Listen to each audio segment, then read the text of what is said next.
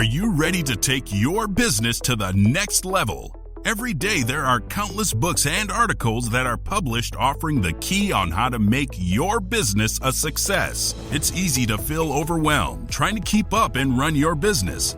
That's why Deb Creer created the Business Power Hour.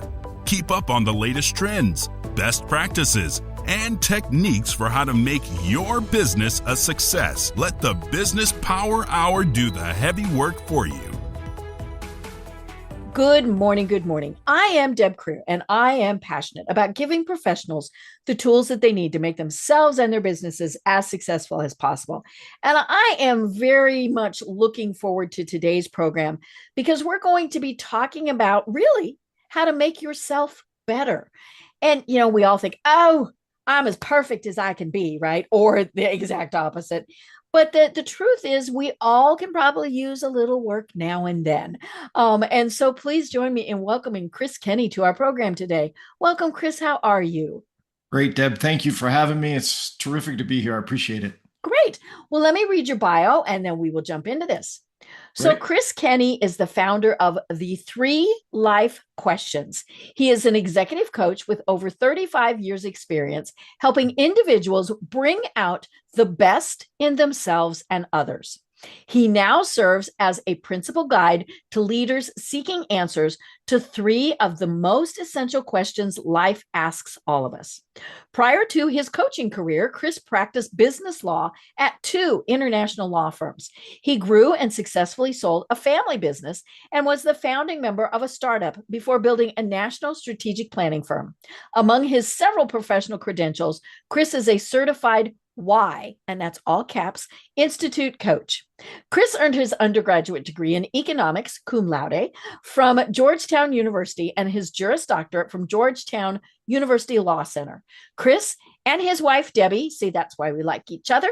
Their 2 adult children and their 2 dogs reside in Albuquerque, New Mexico. So again, Chris, welcome. Thank you so much. Well, you've had quite the background, and I think people are always interested in how you got from where you were to where you are today. So tell us a little bit more about that. Yeah, absolutely. Happy to.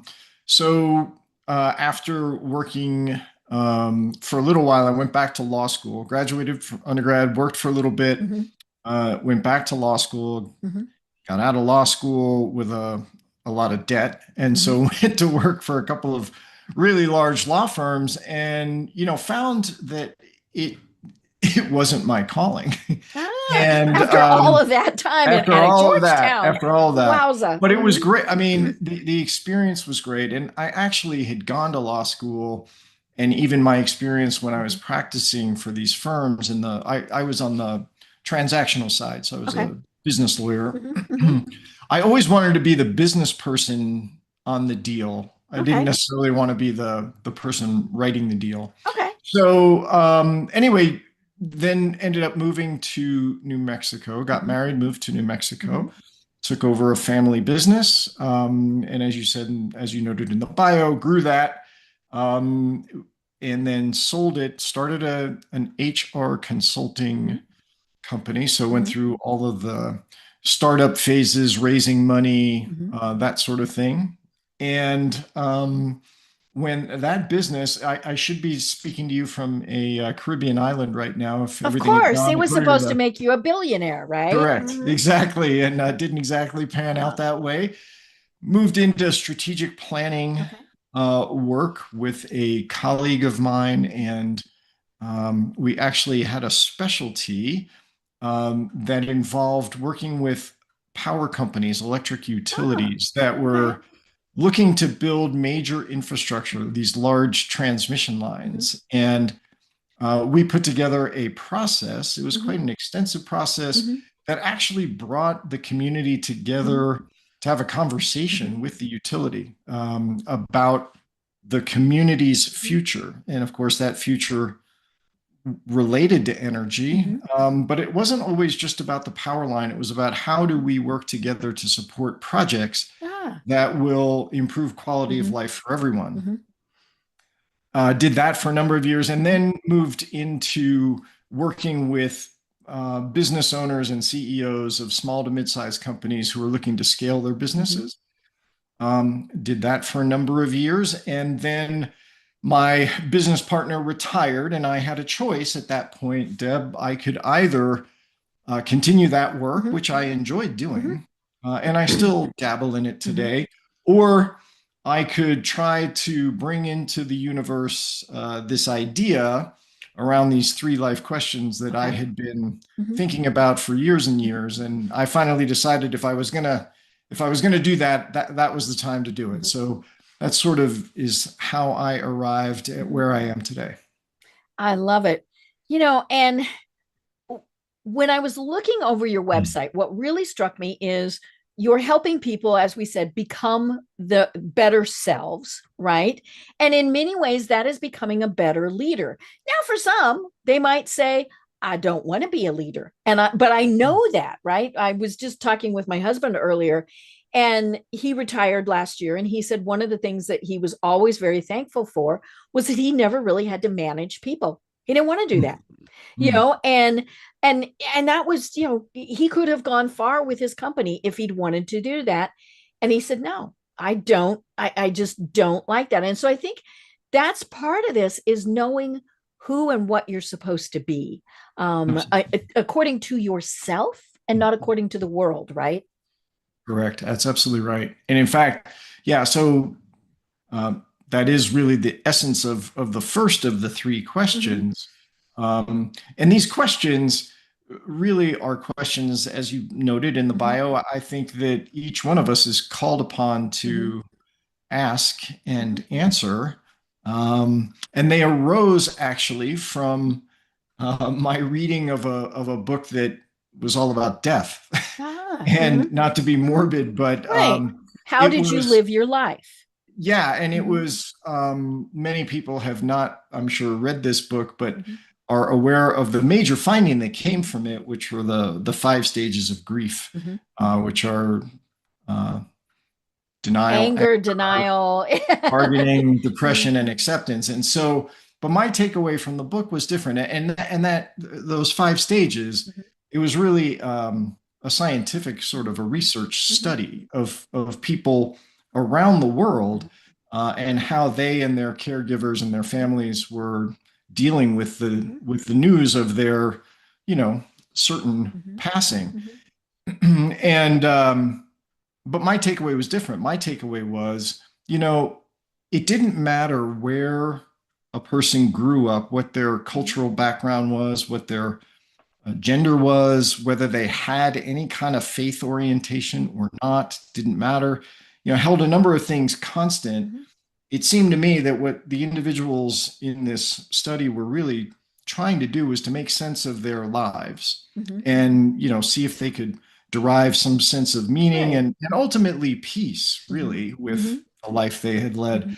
And what I sort of distilled from this study was that people were really looking at it in three key areas. One is, and you just alluded to it, did I live authentically? Did I live my life according to who I am, as opposed to somebody my parents thought I should be, etc.? The second question is, did I cultivate meaningful relationships in my life? And really, that boils down to, did I experience sort of unconditional love from and with someone? Right. And then the final one is, was the world made just a little bit better by virtue of the fact that I was here? So those are the three, that's kind of my distillation of what I saw people wrestling with. And so these became the three life questions. And the reason I call them life questions as opposed to death questions is, it strikes me that certainly for myself, but I believe for all of us, if we're called upon, if we're going to care about these three things when we get near the end, why not live intentionally, right, to answer yes to each of these today? And so the three life questions are: am I living authentically? Am I cultivating meaningful relationships? And am I making the world a little better? And my challenge to my clients really is, look, when you get up in the morning, ask yourself a simple question, or actually ask these questions simply. And it kind of sounds like this: today, how might I live even more authentically than I did yesterday? Okay. Today, how might I cultivate an important relationship in my life? Mm-hmm. And today, how might I make the world just a little bit better? So your comment about your husband, really sort of speaks to that first question, which is around authenticity. Mm-hmm. And so these are the three Mm-hmm. questions. This is how I frame it. And I challenge people to be thinking about Mm-hmm. it from an intentional perspective so that by the time you do get to the end and none of us gets out of here alive, you can Mm-hmm. answer with a yes, Mm-hmm. because what I found was that the individuals who could answer yes to those questions Mm-hmm. really were in a much better place. They were Mm-hmm. much more peaceful. Mm-hmm. I mean, ultimately, you don't have much of a choice about, the end of your life, Mm-hmm. but it's a question of how are you going to approach it? Mm-hmm. And are you going to approach it with peace and equanimity, or will you experience profound regret? And so I'm trying to wake people up to say, hey, focus on these three Mm-hmm. things on a daily Mm-hmm. basis, and you won't live a life of Mm-hmm. regret. Right.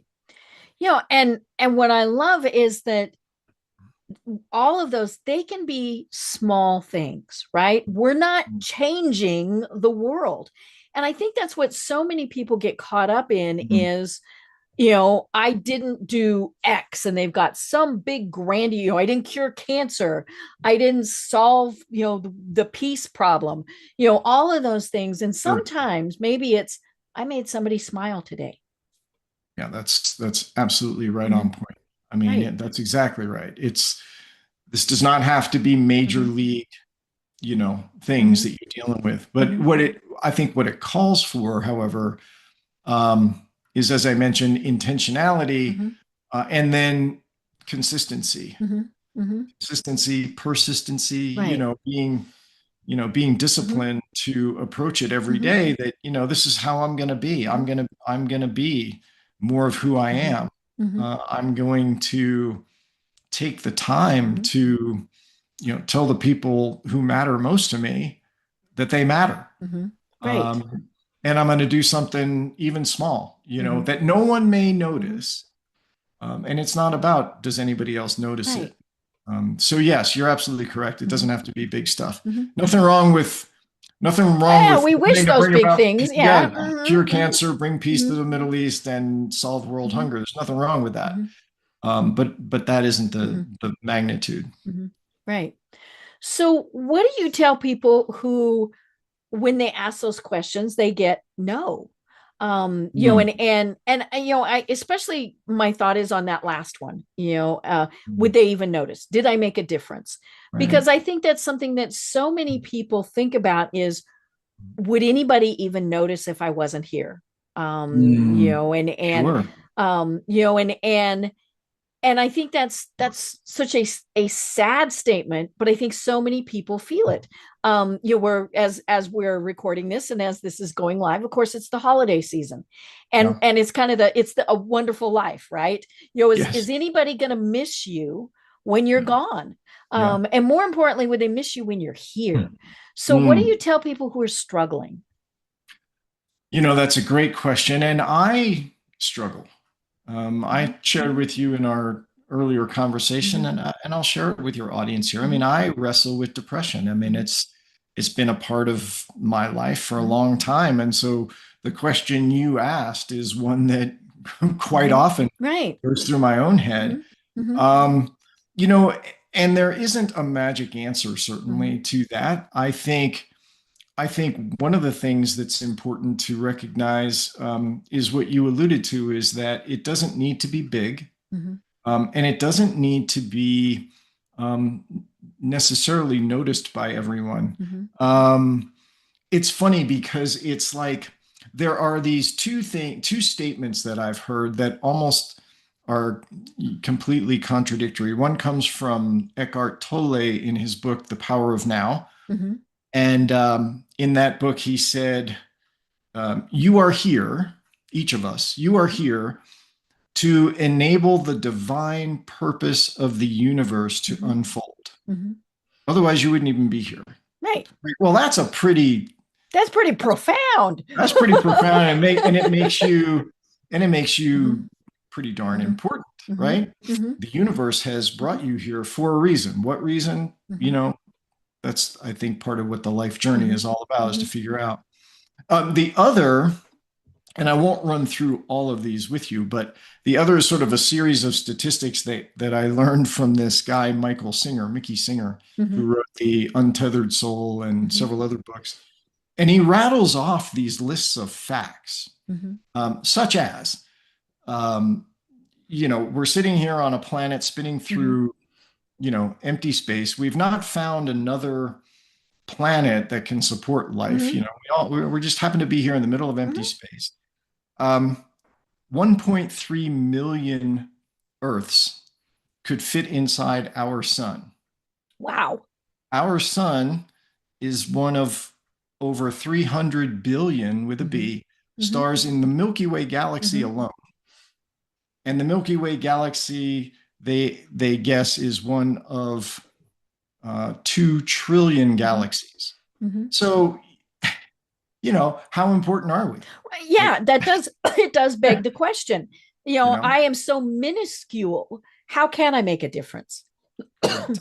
And I think, and I think it's a matter of perspective, and it's a Mhm. matter. I do try to come back to the Tolle quote Mhm. and say, you know, uh, I wouldn't even be here if I didn't matter. Mhm. Right. And there's a certain amount of faith that Mhm. that goes with that Mhm. statement. As I mentioned to you, through Mhm. my own struggles with it, I can Mhm. wrestle with that question, Mhm. quite a bit. Mhm.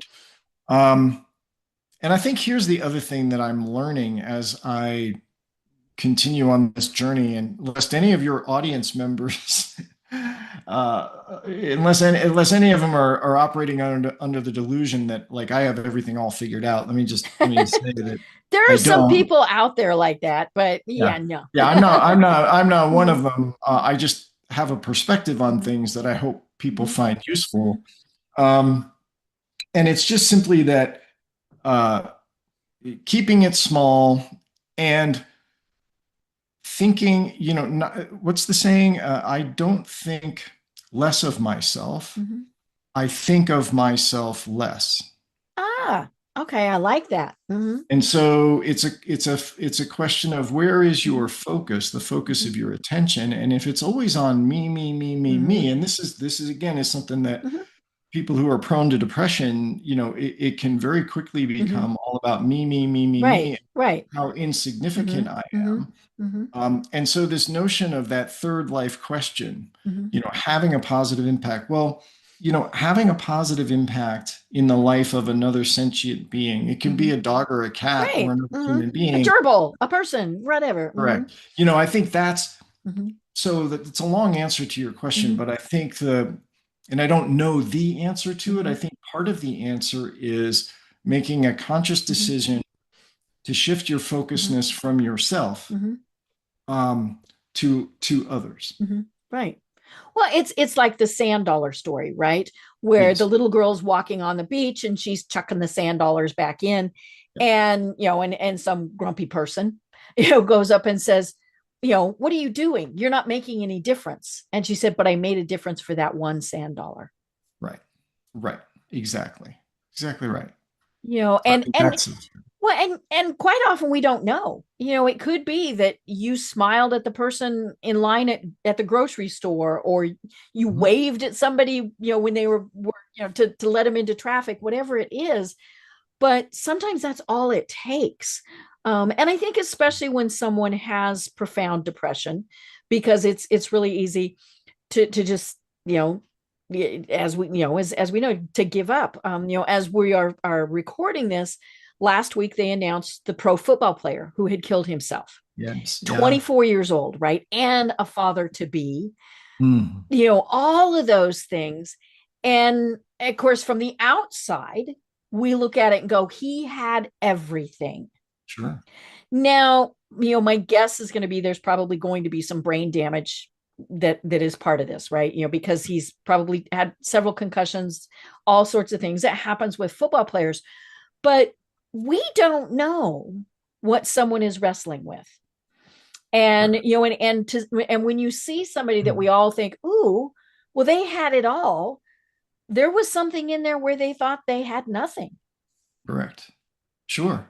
I mean, and the world is filled with examples that just like the ones you're sharing. I mean, Elvis Presley and Mm-hmm. I mean, Robin Williams, I think, was probably Robin, one of the well, ones the most, right?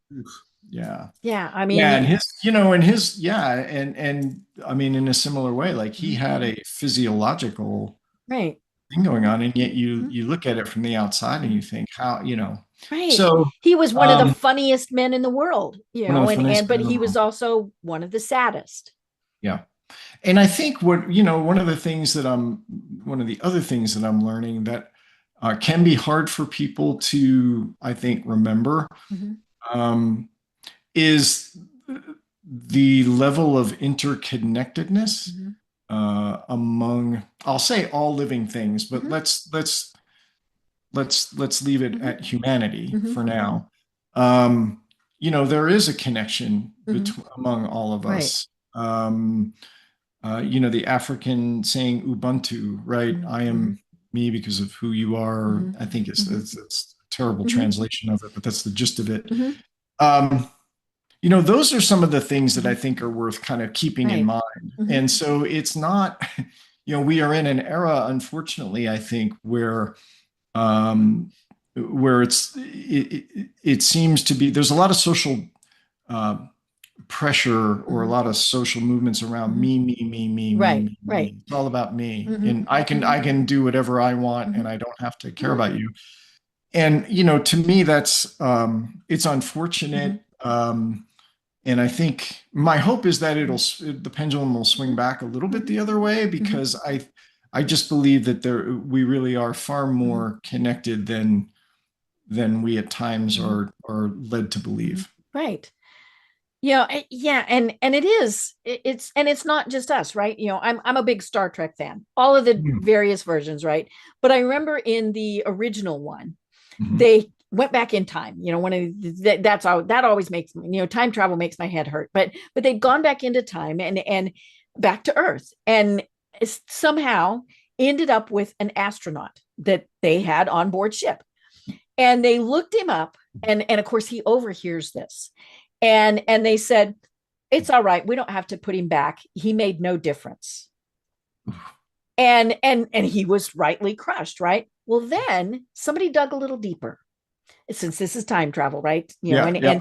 And discovered that his son had been the first person on Mars or something like that, right? Mm, Sounds like with Star Trek.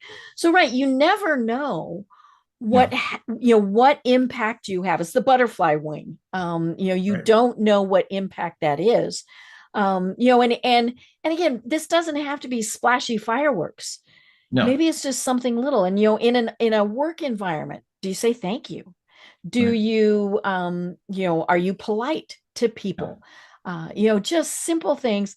I was having a bad week last week, just one of those, and I don't usually have bad day. I had a bad day. I had a really bad day. And I happened to be at the doctor, new doctor, never been to him. And I told him, I said, normally I'm a lot perkier than this, but I haven't had a good day.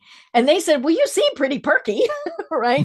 But yeah, I was just, they'd ask me questions and I give them 1 or 2 word answers, and and which you shouldn't do with your doctors. Mm, But yeah, you never know, like we said, what somebody is going through. And right. again, just how something simple and basic, did you open the door or did you let it hit them? I mean, Yeah, yeah, things like that. Let somebody go in front of you in line. yeah. Don't run them over in your car. Right. All of those things. Sometimes it's that ripple effect. Yeah. Oh, Because yeah, then they absolutely. think, well, maybe I need to be nice to the next person. And I think that, another important aspect of this, from my estimation, is, in the nature of leadership. So, Mm-hmm. um, you know, people, it seems to me, follow individuals who, this is a general rule, but I think Mm-hmm. who they view as authentic. Mm-hmm. And, So I think this notion of intentionally being more your authentic self is not only, healthy for you, but if you happen to be in a place of leadership or you are moving farther up the line into a leadership role, I think it's important to keep that in mind. I think most people have a pretty sensitive BS meter. And so if they sense that you are simply acting out of a persona, people will sense that Right. very early on. So this is another reason why, I feel like, these are some important questions for people to consider. Right. We talk about leadership a lot on this program. And kind of one of the things that is a consistent theme is it's not about making them, selling the most products, making the most money, all of those things. Is how have you been helping others to become better people? And that's in many cases the true leader is how are you helping others to become the best person they can be? One of the one of the big influences in my consulting practice, but even in my life, was reading a book. You may have read this, Deb. It's a true story. It's called "Turn the Ship Around" by David Marquet. Is the name of the author. So just very quickly, and it speaks to the point you were just making. So David Marquet, smart guy, graduated the Naval Academy, nuclear engineer. Finally was given command of a nuclear attack submarine. And the one he was going to take over was one of the top performers in the Navy, right? So he was all excited about it. And he studied every valve, pump, switch, dial on this ship that he was going to take over, so that when he gave an order, he would know exactly what was going to happen, and the sailor better know. Right. So but 6 weeks prior to his deployment, they switched his orders and they gave him a different ship. And there's a bit of irony in it for me here. I live in the Southwest. I live in Albuquerque, and the new ship that he was given command of was the USS Santa Fe, which is close here in New by. Mexico. Yeah. Anyway, and the Santa Fe ranked last in every measure that the Navy has. And worse for Marquet was the fact that Santa Fe had been built by a different manufacturer, by a different shipyard. So everything he knew. No, he knew nothing. He knew nothing. Anyway, the upshot of the book is really, it's a true story of how he turned the culture of the ship.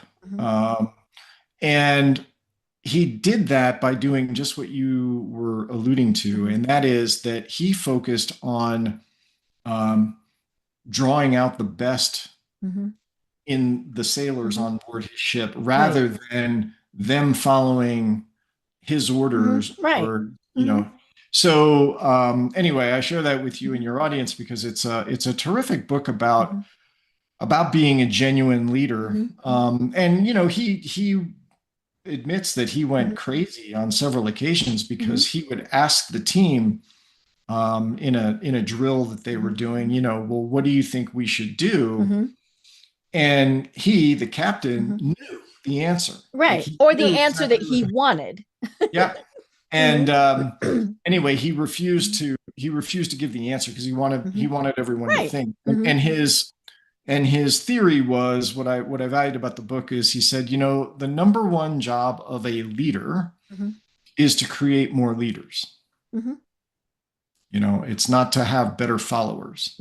And so anyway, I found that to be very a useful kind of thing. Right. But we do need followers, but I think what it is we need to be both. There are times where we need to be a follower, and then other times where we need to be a leader. Sure. And I always find it interesting when you go to a business and you say, who's in charge? Well, they tell you the president, they tell you the this, they tell you the that. Yeah. And then if they are aware, if you ask who's the leader, it's somebody totally different. And I always, it's always fascinating to see that, because quite frequently it's the person you never ever expect. It might be the admin assistant, it might be the, lowest person on the totem pole, whatever, but they've got that quality where they can bring out the best in people. And rather than saying you will do this, Right. it's how would you do it? Right. Yeah, I think you've hit on it. I think that, the quality that really stands out in leadership, in my mind, is the ability to, and this doesn't take the most charismatic person in the room, but what it does take is the person who has the ability to genuinely draw out the best in others, right? Because when you get other people to want to perform at their best in service to whatever cause Right. or enterprise that you've And got it in can front of be them. selling a product or service. That's Absolutely. okay. 100%. Yeah. Yeah. No question. So, Right. Yeah, and of course the big thing is then to not be threatened by them. And I think that's where the big issue comes in. I was talking with somebody, we were talking about, you as a leader, you should be able to be gone and have everything completely function without you. And they're like, but why am I there if they didn't need me to do it? Well, they needed you there, but they needed it in a different way. And so it's kind of job security or whatever it is. Well, I don't want them to be good at it because I need them to need me. So that's where it gets a little tricky, because yeah. you can, work yourself out of a job. Well, that's okay. Then you get to go on and do something else. Yeah. Yes, I think that's true. And yet at the same time, I think in most cases, an organization that has that type of individual inside of it recognizes that person's value to the organization and probably, isn't going to want them to leave, um, because the team wouldn't have gotten to the place of being able to do everything Right. without that person's, active participation in it. So, I think, we all wrestle, myself too. I mean, when you desire to be the smartest person in the room,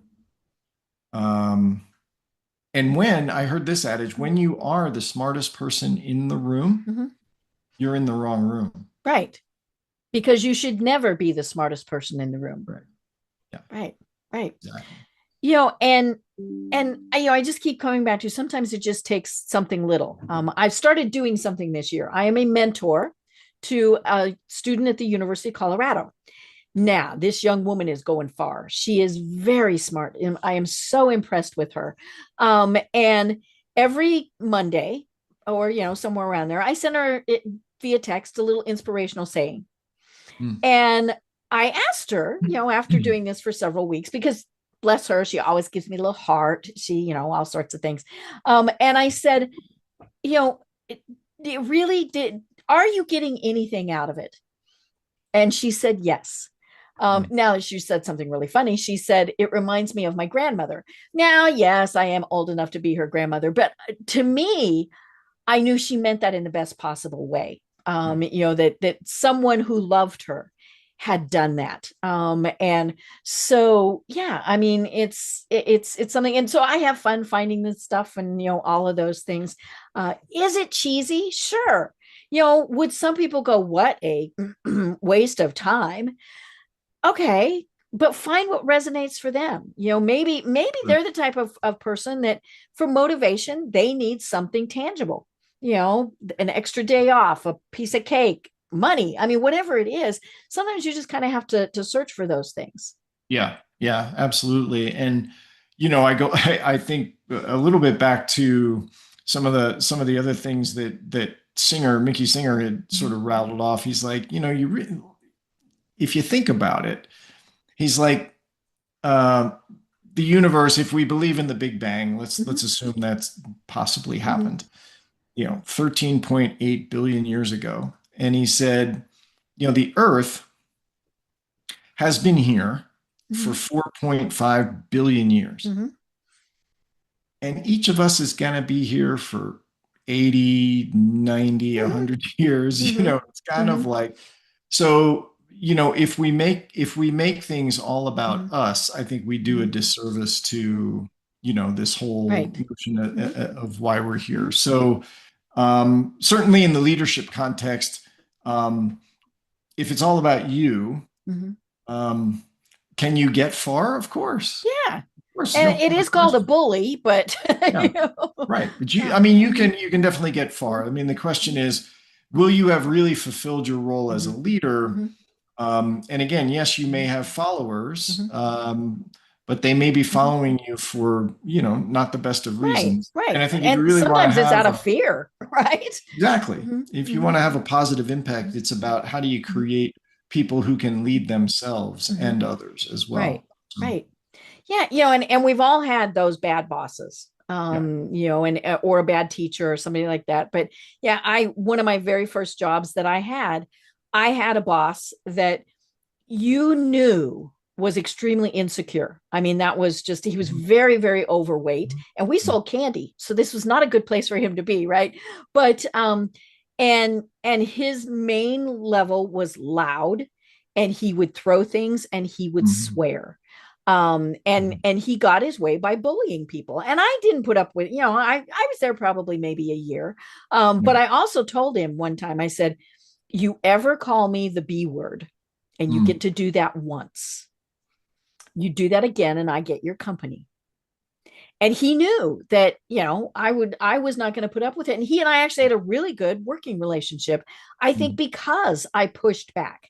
And Yeah. and we all have those people that we've worked with or for, who want to push you as far as they can, just to see how far can I push you. Right.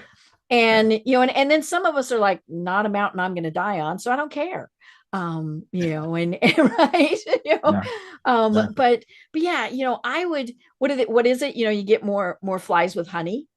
Mhm. Why not be nice to people?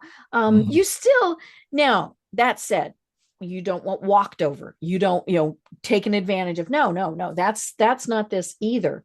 But yeah, you should be able to work well with people, Mhm. treat them well, Mhm. and good things will happen. Yeah, yeah, absolutely. And I think for one of the things that I talk to my clients about is really getting clear. Um, and most of the clients that I work with are leaders of some Mm-hmm. sort, Mm-hmm. usually either business owners or CEOs or in the Mm-hmm. C-suite. And it's really around these three. I don't know why I'm stuck on threes, but I am.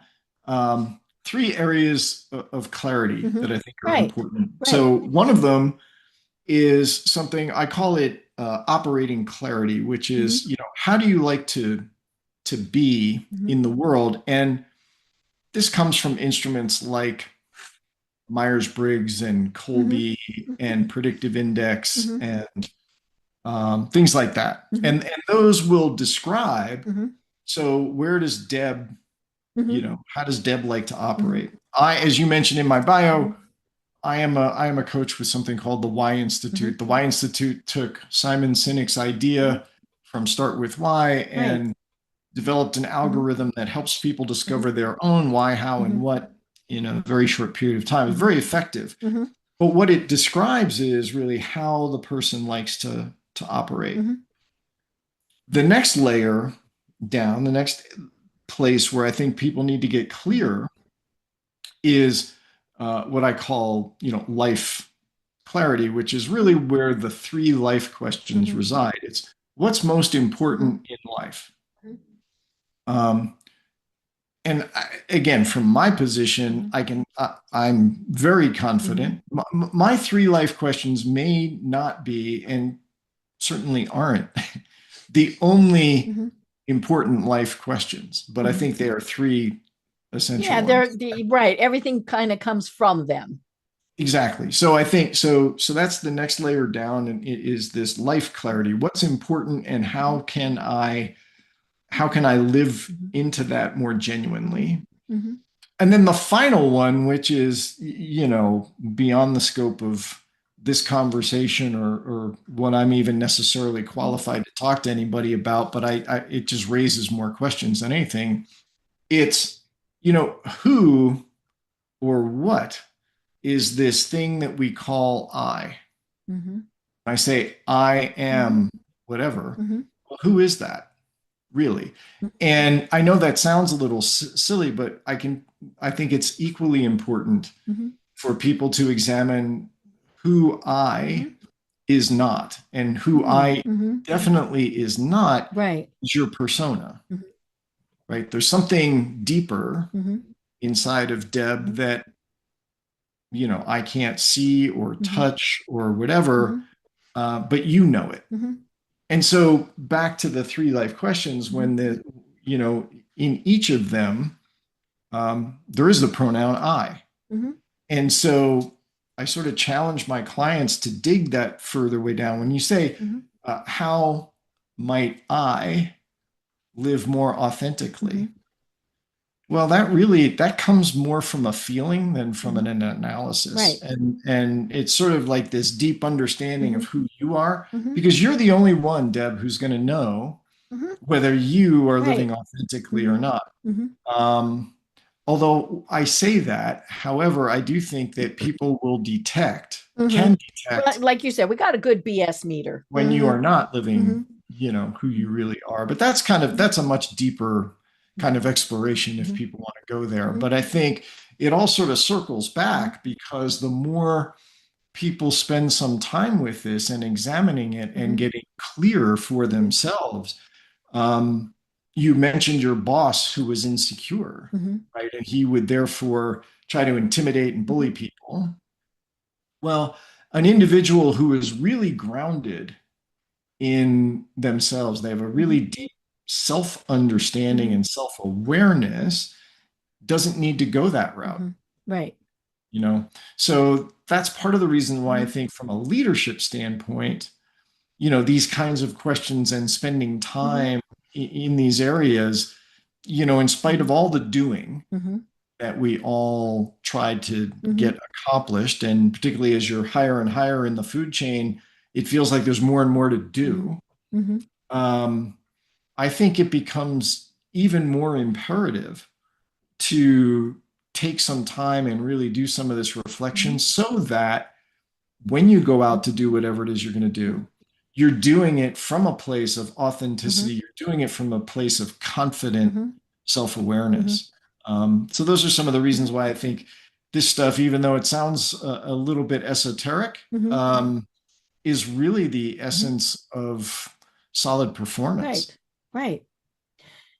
And I don't think any of these are written in stone, but how much do they change? And do they change, say, as you're going through life, single guy, and then you've got a wife and two kids, have things changed, and then as you're into retired life and things like that, do they change? Or at the core, are they always pretty much the same? Are you asking whether the three questions remain the The three same? questions, yeah, or the three answers to your questions, maybe more. I think those change, Okay. yes. Mm-hmm. Um, my perception is, Mm-hmm. what doesn't change is the I. Mm-hmm. Mm-hmm. You are the same you, Mm-hmm. looking out through your eyes, that you were when you were 5. It's still you inside Mm-hmm. there. You've experienced other Right. things, you've Mm-hmm. changed your views or Mm-hmm. whatever, but it's still, who you Mm-hmm. are is still there. Mm-hmm. So I think that stays the Mm-hmm. same.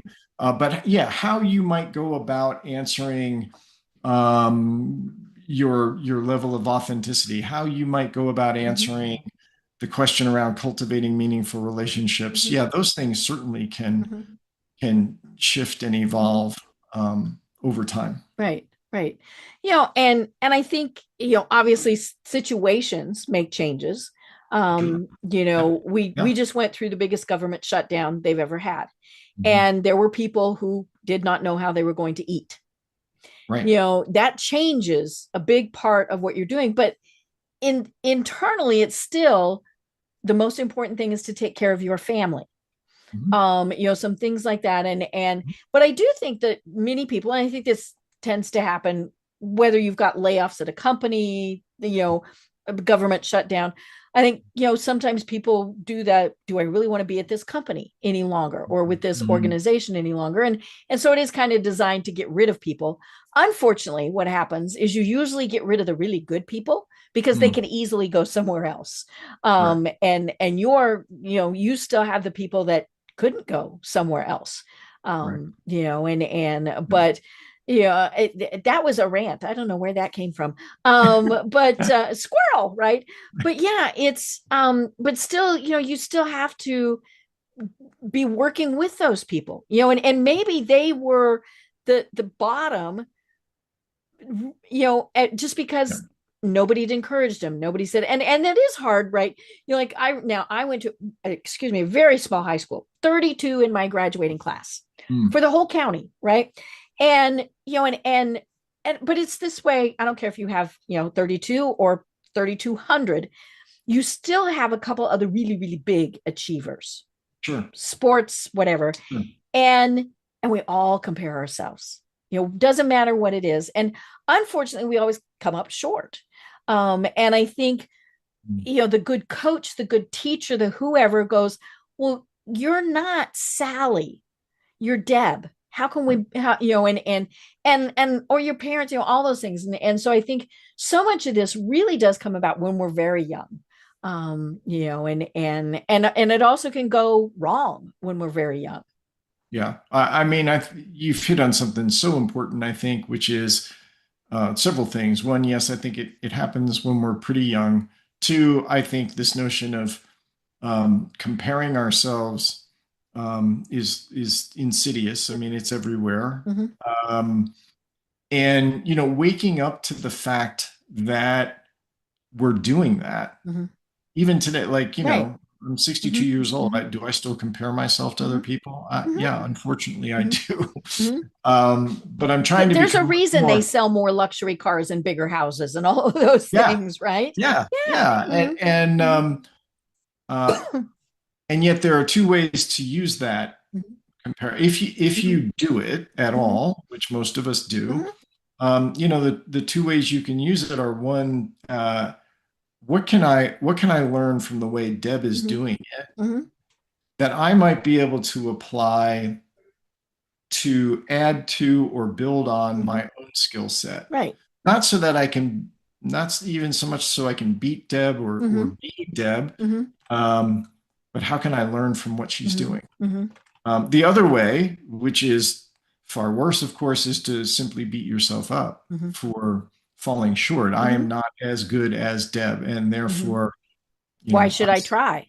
I suck, Mhm. whatever it Right. is that you Right. say. So, um, something else you said earlier, I just wanted to touch on real quickly when you talked about people leaving Mhm. organizations. I think one of the other things that's really incumbent for great leaders that ties into some of the why Mhm. coaching that I do. I do think that Simon Sinek was on it Mhm. when he said in the book and in the TED Talk about the golden circle, Mhm. people don't buy what you do, they buy why you do it. Mhm. Right. And that's not simply true of B2B or Mhm. B2C kind of Mhm. business. When you Mhm. think about people buying what you do, Mhm. that is, are they buying into you or Mhm. are they buying into Mhm. what? So are you as a leader communicating well Mhm. to your key people, Mhm. um, the bigger purpose behind the Mhm. organization, Right. right? Are you giving them a Mhm. reason to want to Mhm. stay because they Mhm. believe in that Mhm. cause so much? Right. And if you, I think that's really the Mhm. one of the other major jobs of the leader Mhm. is to Mhm. constantly be talking about that with everybody Mhm. so that everybody remembers Mhm. why are we doing this in the Mhm. first place? Right. And it can be So I think something that's- simple, like we said, something simple and basic. For some unknown reason, we've gone out twice to eat in the last 2 days. We don't normally do that. And the first time we went out for lunch on Saturday, we went to one of the name places here in Mhm. Atlanta. Mhm. It was a special treat for someone, and so we took them there. And now the service was phenomenal. The young lady who served us, boy, she was good. She was really good. The food was mediocre at best. And went to another place today. Both were good. The service was really good, and the food was, oh my heavens, good, right? You know, and the price was probably pretty much the same. And so you wonder, you know, what the difference is. You know, I think the first place, they're just relying simply on their name. We are this restaurant. People are going to come here because we are that name. Yeah. And this, you know, and so sometimes it does help to be a little hungry, a little eager. But you know, yeah, it was funny because my husband and I went to both of them, and we said we will not go to that first place ever again. And we would go back to the place we went to today right away. You know, and price, none of that really, you know, that didn't matter. But yeah, I mean, it was so interesting to see, you know, just the difference. Yeah. I mean, and it does make a huge difference to how employees treat customers, how Right. employees treat one another. When people really understand it. I heard a story the other day. I was giving a presentation on this whole why thing and why that is it's so important for the business owner or the leader to really have a clear understanding of their own personal why and be able to communicate that and the business's why to everybody on the team. And somebody gave an example of a company, I think they're in Colorado actually, that manufactures rebar. And You're like, rebar? Yeah, rebar. Like, how do you make rebar sexy? Right. But the way they approach it, and it's genuine, is, you know, we happen to make rebar. And the reason we do it is because our products provide the infrastructure that enables families to get together and connect. Like roads and bridges and blah, blah, you know. We keep people safe. It's not about the rebar, right? It's about, so I just found that that's, you know, it's that I was like, wow, you know, somebody talking about rebar in that context, right? I mean, it's easier, whether that resonates with you or your listeners or not, you know, I don't know, but it certainly is easier for people to want to be a part of that organization rather than, you know, the next rebar manufacturing company that just says we're in it to make a bunch of money. Right. Or some company that's got these grandiose things that they don't really do. Oh yeah. You know, I think that's one of the things too, is, you know, we make the world a better place, and you look and they're the biggest pollutant and, you know, all of those things. You're like, really? You know, and you know, that's what I love about taglines, right? What do they mean? You know, and that's always very interesting to see, you know, did they mean it? But yeah, I mean, rebar, right? It's metal. You know, but they bring families together. You know, and you know, and how can you not want to work for a place like that? That's the other thing. Now, of course, it has to pay off internally too. Oh yeah. You have to do the X's and O's and the blocking and tackling. You need to do the stuff, and you need to make a profit. I mean, it's not like all of that goes out the window just because you have a good cause.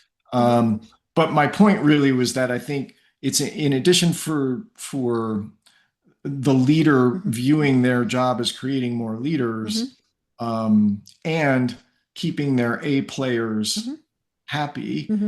I think, you know, a leader's job is to make sure that everybody in the organization really understands the why behind whatever it is that the organization is doing. And then there are certain people who will self-select out because they just, you know, that's just not their thing. It's just not that's their all thing. fine. Yeah. So.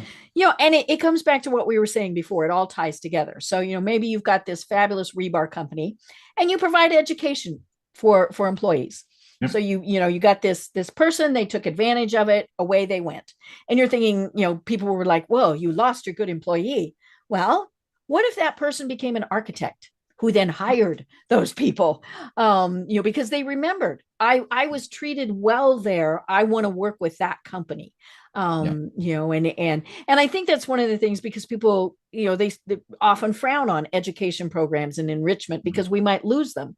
Well, so Right. um There's that great quote. I think it was Maya Angelou said, people likely won't mhm, remember what you said mhm, or mhm. did, but they will never forget how you made them feel. Right.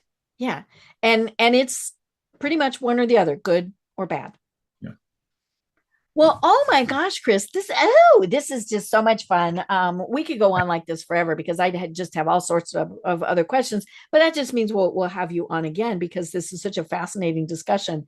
But for people who are going, okay, I like this guy. How Mm, do I work with Chris Kenny, and what are the services that you provide? sure. So I do speaking. Mhm, I help people with this why discovery thing, both for mhm, themselves and for their company. Um, and I really work one-on-one with executives who, they have all the things and stuff, mhm, um, and yet they are feeling a sense of sadness or mhm, dissatisfaction. Chances are the reason they do is it lies in one of the three life questions mhm, somewhere. Something's just mhm, not in alignment. So, what mhm, I help mhm, clients do is uncover that, unpack mhm, it a little bit, mhm, and then get themselves back in mhm, alignment with the best of who mhm, they are so that mhm, they feel good about what they're doing. mhm, Ways to get a hold of me. I am on LinkedIn. I mhm. won't give you the whole long LinkedIn thing. I am on Well, LinkedIn. we have a link to it. Mhm, Okay, mhm, perfect. Yeah, that's right. You've got that. And mhm, then, probably the primary way to reach me mhm, is Chris at the three life mhm, questions.com is my mhm, email. The URL mhm, is the three life questions.com, mhm, and it's the number mhm. three. Right, right. And So, we do have that link in the show oh, you notes got too to that make it too. easy for So, folks. those Mhm, are some ways mhm, that we could connect. I mhm, would welcome the mhm, opportunity to chat with mhm, any of your audience members mhm, about any of this stuff. And I thank you because I've really enjoyed mhm. the conversation. I hope it's been useful It's to it's your been audience. fascinating. I love it. And the funny thing is it's actually tying into, and this is a good thing, right? Multiple other conversations I've been having. Mm, And that's where it's fun, is to see stuff tying together. And oh yeah, we talked about that here, and we talked about this. I was telling somebody the best thing you can always be is curious, yeah, right? yeah, And absolutely, always be absolutely. there. Yeah. Well, oh my gosh, this really has been so much fun. And as I said, we'll have you on again. But until then, do you have any final thoughts that you want to leave everyone with? We're approaching the holiday season, and I suppose that um, in the spirit of things that are coming down the pike for the holidays, I often think about two stories that talk about somebody awakening. Um, One of them is, of course, A Christmas Carol by Dickens, and then the other is It's a Wonderful Life with Jimmy Mhm, Stewart, which is a fabulous movie. But here's what I find interesting about both of them now that I'm in my early 60s and have thought about some of this stuff. Both stories end really, they involve and then end with someone who awakens from some sort of a dream state. Um, and what they awaken to is how amazing it is to be here and be alive.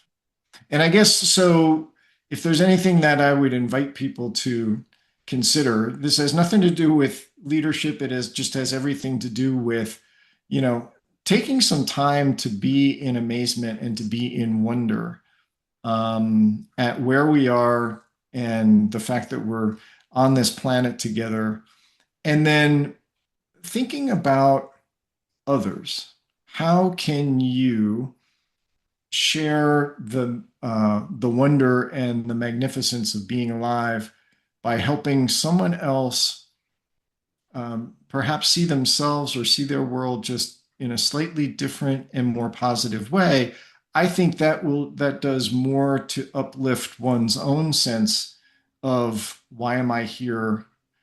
I think we're all here to kind of help one another get through this thing in some reasonable sense of, happiness. I love it. I love it. Well, I'm Deb Creer, having so much fun talking with Chris Kenny, who is the founder of the 3 Life Questions. And until next time, everyone have a great day. Tune in for our next program for even more trends, best practices, and techniques for how to make your business a success. The Business Power Hour, hosted by Deb Creer, is proud to be part of the C-Suite Network.